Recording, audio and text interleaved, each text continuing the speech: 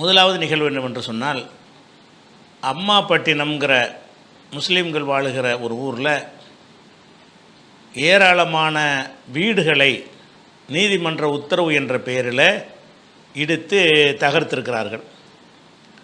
பள்ளிவாசலையும் இடித்திருக்கிறார்கள். காரணம் என்னவென்று சொன்னால், அந்த வீடுகள் கட்டப்பட்டிருக்கிற இடம் நீர்நிலை, அதாவது குளமாக இருந்தது. நீர்நிலைகளில் கட்டடம் கட்டக்கூடாது என்று சட்டத்தில் விதிகள் தெளிவாக இருக்கிற காரணத்தினால் அந்த குளத்தில் கட்டப்பட்ட வீட்டை இடிக்கணும் என்று ஒருத்தர் வழக்கு போட, அந்த வழக்கின் அடிப்படையில் நீதிபதிகள் என்ன செய்கிறாங்கன்னா, அதை இடிச்சிருங்க என்று உத்தரவு போடுறாங்க. நீதிமன்றம் உத்தரவு போட்டால் அரசாங்கம் செயல்படுத்தணுங்கிற வகையில் அவங்க என்ன பலகட்ட பேச்சுவார்த்தை நடத்தி தந்திரமான முறையில் அவங்கள ஏமாற்றி கடைசியாக இடித்து தகர்த்துட்டாங்க. இப்போ இதில் முக்கியமாக சொல்ல வேண்டிய இதே மாதிரி விழுப்புரத்தில் ஒரு பிரதான சாலையில் இருந்த ஒரு 40 வீடுகளையும் இடித்து தகர்த்திருக்கிறார்கள். அது ஒரு 2 நாளைக்கு முன்னாடி. எல்லாம் எதுக்குன்னு கேட்டால், நீதிமன்றம் உத்தரவு போட்டுருச்சு என்று கேட்டால், சில இடங்களில் அதாவது வீடுகள் கட்டக்கூடாது, ஏரிகள், குளங்கள், கண்மாய்கள் இதுகள்லாம் நீர் போக்குவரத்துக்காக வேண்டி உள்ளது, அதில் வீடுகளை கட்டிட்டோம்னு சொன்னால் நீர்நிலை பாதிக்கப்படும் அப்படிங்கிற ஒரு தூர நோக்கத்தோடு இப்படி ஒரு சட்டம் இருக்கிறது உண்மைதான். இந்த சட்டத்தின்படி தீர்ப்பளிக்கிறதா இருந்தால் நீதிபதிகள் சட்டத்தில் பேப்பரை படிக்கிறாங்களே தவிர அதை உணர்வுபூர்வமாக அணுக தெரியலை. ஏன்னு கேட்டால், இது முந்தா நாள் ஆக்கிரமித்து இன்றைக்கி போய் இடிக்கலை. இடித்தல் அப்புறப்படுத்தல் என்பது முந்தா நாள் குடிசை போட்டான் உடனே போய் அப்புறப்படுத்துங்கன்னா அது ஒரு ஆக்கிரமிப்பு நல்லா தெரிகிறது. இங்கே இடிக்க உத்தரவு போட்ட இடம் 50 வருஷமாக அங்கே அந்த மக்கள் இப்போ குடியிருக்கிறாங்க, 25 வருஷமாக குடியிருக்கிறாங்க. அந்த மாதிரி ஒரு இடமாக இருக்கும் பொழுது நீதிமன்றத்தில் வழக்கு வந்துச்சுன்னு சொன்னால், நீதிபதிகள் சும்மா சட்ட வாசகத்தை மட்டும் பார்ப்பது அதிசயமாக இருக்கிறது. சட்டத்தை படிக்கிறாங்க, சட்ட வாசகம்தான். நீர்நிலை இருக்கக்கூடாது, நீர்நிலை இருக்கக்கூடாது. சரி, நீர்நிலையில் இருக்கக்கூடாதுன்னு சொன்ன இடத்துல 50 வருஷமாக எப்படி இருந்தாவன்? 50 வருஷமாக இருக்கிறான்னு சொன்னால் அதுக்கு ரோடு போட்டு கொடுத்தவன் யார்? அந்த வீடுகளுக்கு மின் இணைப்பு கொடுத்தவன் யார்? அரசாங்கம் தானே. மின் இணைப்பு கொடுத்துருக்குற. உள்ளாட்சியில் இந்த பில்டிங் கட்டுவதற்கு ஒரு அப்ரூவல், பிளான் அப்ரூவல் பண்ணுற. அங்கே வசிக்கிறவனுக்கு ரேஷன் கார்டு கொடுக்குற. அங்கே இருக்கிறவன்ட்ட வரி வசூலிக்கிற. அப்புறம் இலவச உதவிகளாக 2000 ரூபா பணம், 1000 ரூபா பணம் அந்த முகவரியில் போய் கொடுக்குற. வாக்காளர்கிட்ட அந்த அட்ரஸில் கொடுக்குற. ஆதார் அட்டையும் கொடுக்குற, ரேஷன் கார்டும் கொடுக்குற. எல்லாம் அந்த அட்ரஸ் நீ அக்செப்ட் பண்ணுற. அரசாங்கத்தில் அது ஆக்கிரமித்து இருக்கிறாங்கும்போது அந்த ஆக்கிரமித்த விஷயம் நீதிமன்றத்துக்கு தான் தெரியுமா? இவனுக்குலாம் தெரியாதா? மின்சார வாரியத்துக்கு தெரியாதா? இந்த ஆதார் அட்டை கொடுக்குறான்னு அவனுக்கு தெரியாதா? அப்போது ஆதார் அட்டை கொடுக்கும் பொழுது என்ன செய்யணும்? இது ஆக்கிரமித்த இடம், நாங்கள் தரமாட்டோம் அப்படின்னு சொல்லி இருந்தால் பல லட்சங்களை போட்டு வீடு கட்டியிருக்க மாட்டானே. அப்போ சரி, நமக்கு இது உறுதி கிடையாது, கைப்பற்றிடுவாங்க என்று சொல்லி அவன் கஷ்டப்பட்டு சேமித்த காசை மிச்சப்படுத்திட்டு போயிருப்பானே. அதே மாதிரி இலவச காப்பீடு கொடுக்குறீங்க, அந்த அட்ரஸை போட்டு இன்சூரன்ஸ் வாங்குகிறான். வெள்ளம் புயலில் சேதம் வந்துருச்சுன்னா அதுக்கு இழப்பீடு கொடுக்குறீங்க. அங்கே கடைகள் கட்டுறதுக்கு அனுமதி கொடுக்குறீங்க, அதில் வணிக வரி வாங்கிக்கிறீங்க. இப்படி எல்லா துறைகளும் 50 வருஷமாக அதுக்கு ஒத்துழைப்பு கொடுத்து இது நடந்திருக்குன்னு சொல்லும் பொழுது, அப்போ நீதிமன்றம் என்ன பார்க்கணும்னா, சட்டத்தை அவங்க மீறின மாதிரி அரசாங்கம் மீறி இருக்குது. இவன் சட்டத்தை மீறினாங்கிற குற்றம் சுமத்துறீங்க. அவனா மீறினானா அரசாங்க ஒத்துழைப்பு இருக்க போய் மீறினானா? மின்சாரம் கேட்கும் போதே இந்த மாதிரி இடங்களுக்கு மின்சாரம் நாங்கள் தரமாட்டோம்னு சொல்லணுமா இல்லையா? சட்டத்தில் இருக்கிறது அவன் கொடுக்குறான். வாக்காளர் அட்டைக்கு விண்ணப்பிக்கும் போது நீ இருக்கிறது ஆக்கிரமிக்கிற இடம், அந்த அட்ரஸை போட்டு உனக்கு தரமாட்டேன்னு சொல்ல வேண்டியதானே? ரேஷன் கடை தரமாட்டேன்னு சொல்ல வேண்டியதானே? வீடு கட்ட அப்ரூவல் கேட்டான்னா அப்ரூவல் பண்ண முடியாது என்று சொல்ல வேண்டியதானே? அப்போ அவன் அங்கே இருக்கிறதுக்கு அவனை அந்த குடிமகனாக கருதாமல் நீங்கள் ட்ரீட் பண்ணி இருந்தீங்கன்னு சொன்னால், இந்த அளவுக்கு அவன் பல லட்சங்களை போட்டு பல கோடிகளை போட்டு அங்கே கட்டடத்தை கட்டியிருக்கிறான். எதனால் கட்டுறான்? இது நீர்நிலையாக இருந்தாலும் அரசு துறைகள்லாம் ஒத்துழைக்கிறதுனால இது ஒன்றும் பிரச்சனை வராதுன்னு கட்டுறான். எதனால் கட்டுறான்? நீர்நிலைன்னு சொல்கிறீங்க, நீர்நிலை தான்.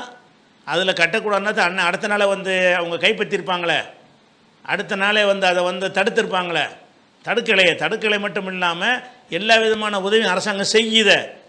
அப்போ இந்த மாதிரி சட்ட மீறல் 2 தரப்புலையும் நடந்திருக்கும் பொழுது நீதிமன்றம் அதை கவனிக்கவே மாட்டேங்குது. இவன் எப்படி சட்டத்தை மீறினான்? இப்போ இவன் எப்படி மீறினான்? இப்போ மின்சார வாரியம் எப்படி மீறினான்? ரேஷன் கார்டு கொடுத்தவன் எப்படி மீறினான்? வாக்காளர் அட்டை கொடுத்தவன் எப்படி மீறினான்? ஆதார் அட்டையை கொடுத்தவன் எப்படி மீறினான்? அதே மாதிரி இலவச பொங்கல் பரிசு அது இதுன்னு எல்லாத்தையும் அந்த அட்ரஸை கொடுக்குறீங்களே. அப்போ எல்லாமே அரசாங்கத்தினுடைய முழு ஒத்துழைப்போடு நடக்குது என்று சொன்னால் அனைவருமே அந்த சட்டத்தை மீறி இருக்கிறார்களா இல்லையா? அனைவரும் மீறி இருக்கிறார்கள்ங்கிறத கருத்தில் கொண்டு இவன் மேலே மட்டும் குற்றம் கிடையாது, இவன் ஏன் இவ்வளவு செலவு செஞ்சான் என்று கேட்டால், எதுக்கு இந்த இடத்துல குடியிருக்கிறான் என்று கேட்டால், குடியிருக்கிற இடத்தை இப்படி அடுத்த ஆளுக்கு விற்கிறான் என்று கேட்டால், விற்கும் பொழுது அடுத்தவன் ஏன் வாங்குறான் என்று கேட்டால், அதுக்கு என்ன காரணம்? ஒன்றும் ஆகாதுங்கிற காரணம். ஒன்றும் ஆகாதுன்னு எப்படி அவனுக்கு என்ன வந்துச்சு? அதை அரசாங்கம் உண்டாக்குனுச்சு. அரசாங்கம் இந்த மாதிரி வசதியெல்லாம் செஞ்சு கொடுத்து, அது உங்களுக்கு ஒன்றும் பிரச்சனை வராது, நாங்கள் தான் கரண்ட்லாம் தர்றோமே அப்படிங்கிற, தண்ணி கொடுக்குறீங்க, தண்ணி வரி வாங்குறீங்க, வீட்டு வரியை வாங்குறீங்க, எல்லாமே இருக்கிறது. அப்போ அனைத்தையும் வாங்கி கொண்டு என்ன பதிவு செய்ய மாட்டீங்க, ரிஜிஸ்டர் பண்ணும்போது மட்டும்தான் அவன் ஒருத்தன் தான் அதில் கரெக்டாக இருப்பான், பட்டா போட்டு தரமாட்டானே தவிர பாக்கி உள்ள எல்லா டிபார்ட்மெண்ட்டுகளுமே நீங்கள் பதிவு செஞ்சு பத்திரத்தை கொண்டா பட்டா கொண்டு வந்தால் தான் தருவேன்னு சொல்லி இருந்தால் அது குளத்தை வீடு ஆயிருக்குமா? அப்போ கைவிட்டிருப்பாங்க, அந்த திட்டத்தை விட்டுருவாங்க. இன்றைக்கி இவ்வளோ கஷ்டப்பட தேவை இருந்திருக்காது. அப்போ நீதிமன்றம் சட்டத்தில் குளத்தில் கட்டக்கூடாதுன்னு இருக்குங்கிறத யார் மீறினா? அந்த குடியிருப்பாளர்கள் மட்டும்தான் மீறினாங்களா? அப்போ இவங்களாம் மீறலைங்கிறீங்களா? அப்போ இவ்வளோ பேர் மீறி இருக்காங்கும்போது ரெண்டு பக்கம் மீறல் நடந்திருக்கிறது. அவன் பக்கம் உள்ள தவறு 5% சொன்னால் 95% தவறு அரசுடைய துறைகள் மேலே இருக்கிறது. அப்படிங்கிறதுனால நீங்கள் அதையும் கவனத்தில் கொண்டு தீர்ப்பளிக்கணுமா இல்லையா? குளத்தில் கட்டிட்டான்னா எங்கே ஆகாயத்துன்னு குதிச்சா கட்டினா? உனக்குலாம் தெரியாமையா கட்டினா? அப்போ எல்லாருக்கும் தெரிஞ்ச மாதிரி அவன் கட்டியிருக்கிறாங்கும் பொழுது நீதிமன்றங்கள் உணர்வுபூர்வமாக அதை பார்க்கணும். வெறுமனே பேப்பரை வச்சுக்கிட்டு பார்க்கக்கூடாது. அவன் எவ்வளோ பணத்தை முதலீடு பண்ணியிருப்பான், அந்த வீடு கட்டுறதுக்கு எத்தனை லட்சங்கள், எத்தனை வருஷம் அதுக்கு வெளிநாட்டில் போய் கஷ்டப்பட்டு சம்பாரிச்சிருப்பான். அத்தனையும் ஒரு செகண்டில் ஒரு உத்தரவில் காலி பண்ணிட்டு போகிறீங்களே, அதுக்கு யார் காரணமாக இருந்தால்? இவர்கள் அரசும் காரணமாக இருக்கிற இடங்களுக்கு இந்த உத்தரவு போடலாமா? என்ன பண்ணியிருக்கணும் நீங்கள்? நீதிமன்றம் இந்த மாதிரி சட்டமீறல் செஞ்சுட்டாங்க, அதை அப்புறப்படுத்த தான் வேண்டும். ஆனால் அரசுடைய துறைகளுடைய சப்போர்ட் இருந்த காரணத்தினால் அரசாங்கம் அவங்களுக்கு ஒரு மாற்று இடத்தை கொடுத்து ஒரு இழப்பீடும் கொடுத்த பிறகு இதை இடிக்க வேண்டும் அப்படி உத்தரவு போட்டிருந்தா தப்பு செஞ்ச எல்லாரையும் தண்டிச்சிங்கன்னு வரும். அவன் தப்புக்கு அவன் சின்ன அளவு தான் காரணம். வீடு கட்டினவன் சின்ன காரணம். ஏன் காரணம்? நீங்கள் கண்டுக்கிறாமல் விடுறீங்க, கட்டிக்கிட்டு இருக்கிறான். அரசாங்கம் கண்டுக்கிறான் பொறுத்து. எனக்கு சொந்தமான ஒரு இடத்த கூட நான் கண்டுக்கிறாமல் விட்டு 1000 பேர் குடிசை போட்டு தான் உட்காருவான். நான் 50 வருஷம் அவனை உட்கார வச்சுவிட்டு இப்போ போய் காலி பண்ணேன்னு அவன் என்ன செய்வான்? நீ ஏன் அப்போ தடுக்கலை? அப்போ நீதிமன்றங்கள் எல்லா துறைகளுடைய ஒத்துழைப்போடு நடந்திருக்கிறது. அதையும் கவனத்தில் கொண்டு இவன் எங்கே போவான்னு ஏன் கவனிக்கலை? நீங்கள் மனிதர்கள் தானே. நீதிபதி உனக்கும் மொண்டாட்டி பிள்ளை இருக்குமா இல்லையா? இவன் இடிச்சு தரணும், அவன் எங்கே போவான்? இந்த நிலையை அடைவதற்கு இன்னும் எத்தனை வருஷம் பாடுபடணும்? அப்படின்னா அதுக்கு என்ன செய்யணும்னு ஒரு மனிதாபிமானத்தோடு கலந்து சும்மா பேப்பர் வாசகத்தை வச்சுட்டு தீர்ப்பளிக்காமல் எவனோ வழக்கு போட்டானவனோ இடிச்சு தள்ளுன்னு உங்களுக்கு உத்தரவு போடுற அதிகாரம் இருந்தால் மனிதாபிமானத்தை கழட்டி வச்சு பண்ணணுமா? அப்போ நீதிமன்றங்கள் இதையும் இந்த சட்ட மீறலுக்கு என்ன தண்டனை கொடுத்தீங்க? அப்போ 2 விதத்தில் அவங்க செஞ்சுருக்கணும். ஒன்று, இந்த துறைகளுக்கெல்லாம் ஃபைனை போட்டு நீங்கள் உங்கள் பணத்தை போட்டு அவனுக்கு இழப்பீடு கொடுங்க. 10 லட்சத்து வீடு கட்டினா 10 லட்சத்தை கொடுங்க. எல்லா வாரியங்களும் எல்லா துறைகளும் கொடுக்க வேண்டும்னு பெனால்ட்டி போட்டு அவன்கிட்ட வாங்கி கொடு. மாற்று எடுத்து அரசாங்கம் கொடுன்னு சொல்லு. உன்னுடைய அரசு அதிகாரிகளுடைய இதில் தான் நடந்திருக்குன்னு சொல்லு. அப்படி இல்லாமல் சும்மா இடித்தல்றேன் உத்தரவு போட்டோன்னு இடித்தல்றீங்க. ஆனால் நீதிமன்ற உத்தரவு போட்டால் இடிக்கத்தான் செய்வீங்க. அதிகாரிகளுக்கு அது ரைட் ஓகே. ஆனால் நீதிமன்றத்துக்கு ஏன் அந்த மனிதாபிமானம் இல்லை? நீதிமன்றம் எதற்காக இதையெல்லாம் கவனத்தில் கொள்ளலை? சும்மா வீடு திடீர்னு ஆகாயத்தில் முளைச்ச மாதிரி பேசுகிறீங்க. நேற்று வெறும் தரையாக இருந்து இன்றைக்கி வீடு முளைச்சிருச்சா? எத்தனை பல வருடங்களாக அது முயற்சி எடுத்து அந்த வீடுகள்லாம் உண்டாக்கப்பட்டிருக்கிறது. அது மின்கம்ப தெருவிளக்கு வசதி செஞ்சு கொடுத்துருக்குறீங்க. அப்போ இதெல்லாமே வந்திருக்கும் போது அவன் என்ன நினைக்கிறான்னு கேட்டால், இது குளமாக இருந்தாலும் சட்டத்தில் நமக்கு அனுமதி இருக்கு போல இருக்குது, பெருசாக எடுத்துக்கிற மாட்டாங்க அப்படின்ற ஒரு நம்பிக்கை நீங்கள் ஊட்ட போய் தானே உலகம் செஞ்சான். அப்போ அந்த நம்பிக்கை ஊட்டியவர்கள் மீது எந்த தண்டனையுமே இல்லையா? பனிஷ்மெண்ட் இல்லையா? அப்போ இந்த மாதிரியான வேலையை நீதிமன்றங்கள் நிறைய இடத்துல செய்கிறாங்க. அதே நேரத்தில் பெரிய பெரிய சென்னையில் உள்ள பெரிய பெரிய கல்லூரிகளும் பல்கலைக்கழகங்களும், தனியார் கல்லூரிகளும் தனியார் பல்கலைக்கழகங்களும் ஏரிகளில் தான் கட்டப்பட்டிருக்கிறது. பல ஏக்கர் நிலங்களை ஏரிகளை ஆக்கிரமித்தான் கட்டப்பட்டிருக்குது. இது நீதிபதிகளுக்கு தெரியுமா தெரியாதா? ஒரு வழக்கு வராட்டா கூட நீ ஜூம் ஓட்ட வழக்கு போட்டு அதெல்லாம் அப்புறப்படுத்த சொல்லி உத்தரவு போடுவீங்களா? அதானே உங்களோட தர்ம நியாயத்தை சட்டத்தை அப்படி பேணக்கூடியவர்களாக இருந்தீங்கன்னா எத்தனை விஷயத்துக்கு வந்து ஜூம் ஓட்ட வழக்கு போடுறீங்கல்ல? இது ஏரிகள்னால பெரிய இந்த வெள்ளம் புயல்லாம் ஏற்படுற காரணமே அதுவாக தான் இருக்கிறது. நீர் வரத்தில் அணைச்சிவிட்டாங்க, அதனால் அனைத்தையும் வந்து அப்புறப்படுத்து. எத்தனை யூனிவர்சிட்டி வச்சுருக்கிறீங்க சென்னையில், அதில் பெரும்பாலும் ஏரிகள். எத்தனை கல்லூரிகள் அரசியல்வாதிகளுடைய ஆதரவோடு அவங்க ஆக்கிரமித்து பட்டா போட்டு கட்டி நீங்கள் அரசாங்கத்தில் அங்கீகாரம் கொடுத்து வச்சுருக்கிறீங்க. பல்கலைக்கழகம்னு அங்கீகரிச்சிருக்கிறீங்க. எதில் அங்கீகரிச்சிருக்கிறீங்க? கம்மாயை, ஏரியை, குளத்தை.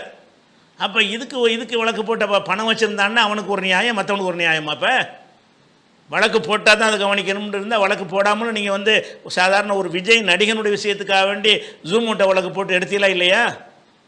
அந்த மாதிரி வந்து தன்னிச்சையாக தானாக முன் வந்து வழக்கு போடுதல்ன்ற ஒரு அதிகாரத்தை நீங்கள் பயன்படுத்துறீங்க பல சந்தர்ப்பங்களில். அது ஏன் இந்த ஏழைகளுக்கு பயன்படுத்துகிற மாதிரி இந்த பணக்காரர்களுக்கு பயன்படுத்த மாட்டேங்கிறீங்க? அதனால் இந்த விஷயத்தில் வந்து இடித்தது வந்து சட்டத்தின் வாசகப்படி உங்களுக்கு சரியாக இருக்கலாம். சட்ட நியாயம் ஒன்று இருக்குது, தர்ம நியாயம் ஒன்று இருக்குது, மனசாட்சின்னு ஒன்று இருக்குது.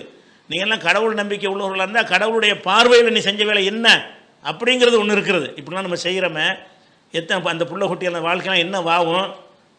எப்படியே இருந்தவன் தெருவுக்கு நடுத்தருவுக்கு வந்துடுறானே, பல வருடங்களை வசதி படைத்தவனாக இருந்தவன் ஒரு உத்தரவில் வெளியே வந்துடுறானு அதெல்லாம் நினச்சி பார்த்தா தர்ம நியாயமாக இது? அப்போ நீதிமன்றங்களை ஒன்றா வழக்கு போட்டால் இடித்தல்னு ஒரு உத்தரவு போட்டு போயிடுறீங்க.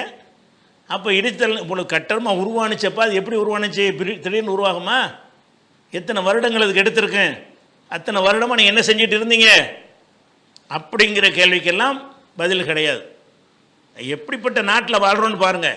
எதையுமே மனிதாபிமானம் கிடையாது, எதுக்குமே என்ன செய்யலை, தூரநோக்கு கிடையாது. நியாயத்தை அப்படி நூல் பிடிச்ச மாதிரி காப்பாற்றணும்னு சொன்னால் நியாயத்தை எல்லாரும் அந்த குற்றவாளிகளுக்கு பூரா தண்டனையை கொடு. யார் அனுமதிச்சானோ, யார் அது பர்மிஷன் கொடுத்தானோ, பார்த்துக்கிட்டு இருந்தானோ அந்த அதிகாரிகளுக்கெல்லாம் கொடு. அப்போ அவர்களெல்லாம் எல்லாரும் தப்பிக்க விட்டு இவன் மட்டும் இழிச்சவன், ஊருக்கு இழைச்சவன்.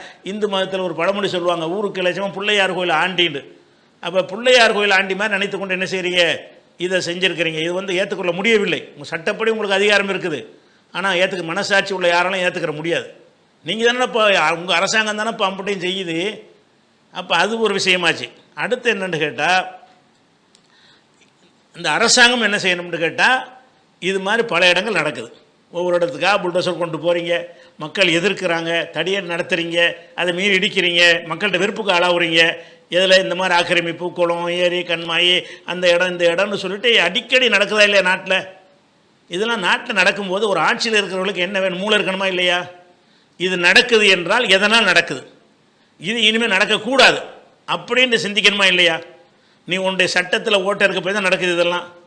அப்போ சட்டத்தில் ஓட்டை இருக்கிறதுனா நடக்குதுன்னு சொன்னால், அரசாங்கத்தில் இந்த நீர்நிலைகள் எதெல்லாம் நீங்கள் வந்து கட்டக்கூடாதுன்னு வச்சுருக்கிறீங்களோ, எங்கே எல்லாம் கட்டிடங்கள் கட்டக்கூடாது என்று உங்கள் சட்டத்தில் இருக்கிறதோ அது எல்லாத்துலேயும் சில செக்ஷன் நீங்கள் ஆட் பண்ணணும். அதாவது எப்படி ஆட் பண்ண வேண்டும் என்று சொன்னால், இந்த மாதிரி நீர்நிலைகளை ஆக்கிரமித்து கட்டப்பட்டு இருந்தால் அது வந்து அரசின் மீதும் அது தவறு இருக்குமே, ஆனால் மாற்று இடம் கொடுக்காமல் அதை அப்புறப்படுத்தக்கூடாதுன்னு சட்டத்தை போடு. சட்டம் போட்டிங்கன்னா அதைத்தான் நீதிபதி தீர்ப்பளிக்க முடியும். நீதிபதிகள் சட்டத்தை உண்டாக்குற அதிகாரம் கிடையாது, இருக்கிற சட்டப்படி தான் தீர்ப்பளிப்பாங்க. நீங்கள் சட்டத்தை மாற்றினா அதன்படி தீர்ப்பு தன்னால் வரும். அப்போ நீங்கள் என்ன செய்யணும், அரசாங்கத்தில் இந்த மாதிரி எதெல்லாம் ஆக்கிரமிக்கக்கூடாது என்று இருக்கிறதோ அதை ஆக்கிரமிப்பதற்கு அரசு துறை எந்த துறையாவது துணை நின்றிருக்குமையானால், மின்சார வாரியம் துணை நின்றால், அதுவாக குடிநீர் வடிகால் வாரியம் துணை நின்றால், கழிவுநீர் வாரியம் துணை நின்றால், அதுக்கு அனுமதி கொடுத்தால், பிளான பொருள் பண்ணினால், இது மாதிரி நடந்ததுனால் இது ஏற்பட்டிருக்கும் என்று சொன்னால், அந்த மக்களுடைய கட்டடத்தை அப்புறப்படுத்துவதற்கு முன்னாடி அந்த கட்டடத்திற்கான இழப்பீடும் அரசு வழங்க வேண்டும், அந்த இடத்துக்கு மாற்று இடமும் கொடுக்க வேண்டும் அப்படின்னு ஒரு திருத்தத்தை போடுங்க. சட்டசபையில் உறுப்பினராக இருக்கிறார்கள், அதை பற்றி பேசுங்க. இது வந்து ஒரு அம்மா பட்டணத்துக்காக இருக்கக்கூடாது. இதே மாதிரி எத்தனை அப்பாவிகள் இதே மாதிரி உத்தரவு போட்டு இடிச்சுக்கிட்டே இருப்பாங்க. அவனுடைய வழி உங்களுக்கு விளங்காது, அவனுடைய சாபத்தை நம்பக்கூடிய நீங்கள் மக்களாக இருந்தீங்கன்னா, கடவுளே பார்த்துக்க நம்ம கையேந்தனான்னு சொன்னால் அதை யோசிக்கணும். நம்ம செய்கிறோமா, சரியாக தான் செய்கிறோமா, அவன் ஏன் அந்த கட்டடத்தை கட்டினான், இதெல்லாம் குரூப் போய் தானே செஞ்சான், நீங்கள் எல்லாத்துக்கும் சப்போர்ட் பண்ண போய் தானே செஞ்சான், அப்படிங்கிறத விளங்கி நீங்கள் தீர்ப்பளிக்காத வரைக்கும் அந்த மக்களுடைய சாபம் உங்களை தொடரும் என்று நான் உறுதியாக சொல்லி கொடுக்குறேன். அதனால் அரசாங்கத்தில் என்ன செய்யணும்னு கேட்டால், இந்த பிரச்சனை அடிக்கடி வர்றதுனால இதில் வேண்டிய திருத்தத்தை செய்யுங்க. என்ன திருத்தம்? குளத்தில் ஆக்கிரமிச்சிருக்கானா, ஆக்கிரமித்து ஒரு 3 வருடத்திற்குள் அது கண்டறியப்பட்டால் அப்புறப்படுத்துங்க. ஒரு 5 வருஷம் ஆச்சுன்னா நீங்கள் அப்புறப்படுத்தக்கூடாது. அப்போ 5 வருஷம் ஒருத்தன் இருக்கிறான்னா அரசு சப்போர்ட் இல்லாமல் இருக்க முடியாது. 5 வருஷமாக இருந்து பல காரியங்கள் அதில் செஞ்சுருக்கான் என்று சொன்னால் அரசு சப்போர்ட், அரசுடைய துறைகள் நேரடி சப்போர்ட் இல்லை, எல்லாம் அரசாங்கத்துறை தானே.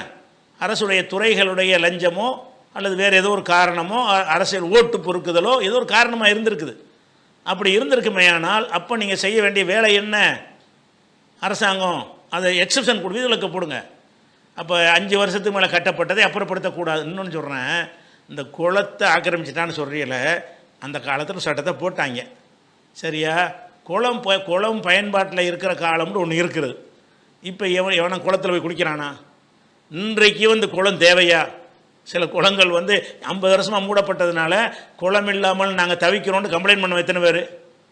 அதனால் என்ன ஒன்றும் குளம் யூஸ் இல்லாமல் இருக்கிறது. சாக்கடை தண்ணி ஊற்றிட்டு இருக்காங்க. வீட்டில் அவன் போரை போட்டுக்கிட்டு டேங்கில் தண்ணி ஏற்றி வீட்டில் குடிக்கிறான். வீட்டிலே பாத்ரூம் வசதி ஏற்பாடு செஞ்சுக்கிறான். அவனுக்கு குளிப்பதற்கோ மற்ற விஷயங்களுக்கோ குளம் தேவையில்லை அப்படின்ட்டு ஒரு காலத்தில் வாழும்போது இந்த குளத்துக்கு அந்த சட்டத்தை போடுறீங்க. தேவையற்ற குளமாக இருந்தால் பிரச்சனை இல்லைண்டா அது கொண்டு வாங்க. பயன்பாட்டில் இருக்கிற குளத்தை தானங்க செய்யக்கூடாது. 50 வருஷமாக ஆக்கிரமிச்சிருக்காங்கிறீங்க. 50 வருஷமாக அதில் குளமாக இருக்கிற வீடாக இருக்கிறனால 50 வருஷம் யார் பாதிக்கப்பட்டா? யாரும் பாதிக்கப்படலை. இன்றைக்கி குளத்தில் எவன் யூஸ் பண்ணுறான்? குளம் இருக்கிற ஊர்களில் போய் பாருங்கள். குளத்தில் ஒரு 1% பேர் கூட என்ன செய்ய மாட்டாங்க, அந்த ஊர் மக்கள் பயன்படுத்த மாட்டாங்க. குளம்ங்கிறது ஒரு விஷயத்துக்கு உதவும். நிலத்தடி நீரை அதை ஒரு அதிகப்படுத்துவதற்கு அந்த தண்ணீர் தேக்கி வைப்பது யூஸ் ஆகும். அந்த ஒரு நன்மை இருக்கிறது தவிர பயன்பாடுன்னு எடுத்துக்கிட்டீங்கன்னு சொன்னால் கிடையாது. நிலத்தடி நீர் தேவையில்லாத காலத்தில் இன்றைக்கி வாழ்ந்துக்கிட்டு இருக்கிறோம். எங்கள் ராமநாதபுரம் தொண்டிலையெல்லாம் நிலத்தடி நீரை சார்ந்தே நாங்கள் இருந்தோம். ஒன்றுமே கிடைக்காது. இப்போ என்ன செஞ்சால், திருச்சியிலேருந்து காவேரி கூட்டு குடிநீர் திட்டம் கொண்டு வீட்டுக்கு காவேரி தண்ணி வந்துக்கிட்டு இருக்குது. இப்போ என்னது நிலத்தடி நீர் இடத்துக்கு எல்லாம் வளமான பகுதிகள் வீராணத்திலேருந்து சென்னைக்கு நீரை கொண்டு வரலையா நீங்கள்? இப்படி பல இடங்கள்லேருந்து தண்ணீரை கொண்டு வசிக்கக்கூடிய ஒரு காலத்தில் இருக்கும் பொழுது அப்போ இது காலம் மாறிக்கிட்டு இருக்கிறது. அந்த கற்கால சட்டங்களே வச்சுக்கிட்டு இருக்க தேவையில்லை. இந்த ஏரிகள்லாம் ஆக்கிரமிப்புன்னு தெரியுதுல்ல, அதை சட்டப்படி ஆக்கி அது ரேட்டை போட்டு காசை வாங்கிட்டு விற்றுட்டு போங்க, முறைப்படி எந்த பிரச்சனையும் வராது தானே. அப்போ நீதிமன்றங்கள் ஒரு பக்கம் தப்பு செய்கிறாங்கன்னு கேட்டால், அரசாங்கங்கள் அப்படியே பழையபடி ஒரு சட்டம் போட்டு அதான் அந்த சட்டம் அன்றைக்கி போட்டால் அன்றைக்கி தேவையில்லாமல் இருக்குது, அதை மாற்றம் செய்ய வேண்டியிருக்கும், திருத்த வேண்டியிருக்கும், அதெல்லாம் கவனிக்கணுமா இல்லையா? அப்படி உங்களோட ஆதாயம் சம்பந்தமான பல விஷயங்களை திருத்தி இருக்கிறீங்கல்ல, மக்களுக்கு ஆதாயமான விஷயத்தில் ஏன் கவனம் செலுத்த மாட்டேங்கிறீங்க? அப்படிங்கிற ஒரு விஷயத்தை பார்த்தோம்னு சொன்னால் இதில் இது சரியான தீர்ப்பு அல்ல. நீதிமன்றம் அளித்தது சட்டப்படி சரியானதாக இருக்கலாம், தர்ம நியாயப்படி இது சரியானது கிடையாது. அந்த குளத்தில் வீடு கட்டின யாரும் முழு குற்றவாளி கிடையாது. அவனுக்கு 5% கூட அந்த குற்றம் வராது. 95% குற்றவாளி யாருன்னு கேட்டால் அரசாங்கம் தான். அப்போ அரசாங்கமே இதை பண்ணிவிட்டு என்ன செய்கிறீங்க, நீங்கள் ஒரு வேடிக்கை காட்டுறீங்க என்பது ஒரு தகவலுக்கு பதிவு செய்கிறேன். இது ஒரு அம்மாப்பட்டினத்துக்காக மட்டும் நம்ம சொல்ல விஷயம் இல்லை. இதே மாதிரி பல பகுதிகள். அது இன்னொரு விஷயம் என்னென்னு கேட்டால், அரசாங்கத்து நடவடிக்கையில் கூட விழுப்புரத்தில் இடித்தவங்களுக்கு மாற்று இடத்துக்கு உத்தரவு போட்டாங்க, ஒன்று பிரித்து கொடுக்காமல் இருக்கிறாங்க. ஏன்னு கேட்டால் அவன் முஸ்லீம் இல்லை. அம்மாப்பட்டினத்தில் இடித்து விட்டாங்க, அது மாற்று இடம் தரேன்னு ஒன்று சொல்ல காணாம், முஸ்லீம். உங்கள் ஒரு கண்ணில் வெண்ணு, ஒரு கண்ணில் வெண்ணெய், ஒரு கண்ணில் சுண்ணாம்பு வைக்கக்கூடிய அரசாங்கத்தையும் பார்க்கத்தானே வேண்டியிருக்குது. இதே அரசாங்கம் வேறு பகுதி கூவம் பகுதியில் உள்ளதுன்னா அப்புறப்படுத்தினா அவனுக்கு குடிசை மாற்று வாரியத்தில் கொண்டு வீட்டை கொடுக்குறீங்க. முஸ்லீமுடைய ஊர்களில் போய் இடிச்சிங்கன்னு சொன்னால் அவனுக்கு ஒன்றுமே கொடுக்க மாட்டேங்கிறீங்க. அப்போ அதையும் பார்க்குறமா இல்லை? இதுமாதிரி இடிக்கப்பட்ட எல்லாருக்கும் நீங்கள் ஒரே மாதிரி நடக்கிறீங்களா? இல்லை. அதாவது முஸ்லீம் டாக் மட்டும் தனியாக பிரிச்சுருவாங்க, இடிக்கிறதுக்கு மட்டும்தான் உனக்கு, மாற்றலாம் கிடையாது. அப்படிங்கிற ஒரு விஷயத்தையும் பார்க்குறோம்.